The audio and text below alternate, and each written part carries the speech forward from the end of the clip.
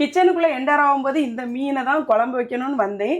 அதுக்கப்புறமா வாழைக்காய் கத்திரிக்காயெல்லாம் இருந்ததை பார்த்து கருவாட்டு குழம்பு வச்சா நல்லாயிருக்கும்னு சொல்லிட்டு கருவாட்டு குழம்புக்கு இதை கூட்டிகிட்டே பார்த்துக்கோங்க. அதை அப்படியே தூக்கி அடுப்பில் வச்சுட்டு அதுக்கப்புறமா பொளிச்சாலை மீன் பார்த்திங்கன்னா குழம்பு வைக்கிறதோட பொரிக்கிறது தான் நல்லாயிருக்கும். பொரிக்கிறதுக்கு மசாலா போட்டுக்கலாமா? 2 ஸ்பூன் வத்தல் பொடி, அப்புறமா கொஞ்சமாக யோனா விபிஎஸ் போயிட்டு வந்தாச்சு. ஹாய் சொல்லு, அப்படியே ஒரு ஹாய். ஹாய் மக்களே சொல்லு. ஹாய் மக்களே. அதுக்கப்புறம் பார்த்தீங்கன்னா கொஞ்சமாக மஞ்சப்பொடி, தேவையான அளவு உப்பு. பிள்ளைங்களுக்கெல்லாம் இப்போ விபிஎஸ் ஸ்டார்ட் ஆகிடுச்சு பார்த்தீங்களா?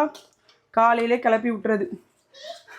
லீவு டைமாவது கொஞ்சம் நம்ம தூங்கலான்னு பார்த்தா மியூசிக் கிளாஸ், அந்த கிளாஸ், இந்த கிளாஸ்ன்னு நம்மளையும் எப்போவுமே பிஸியாகவே ஆக்கிடுவோம் மக்களே.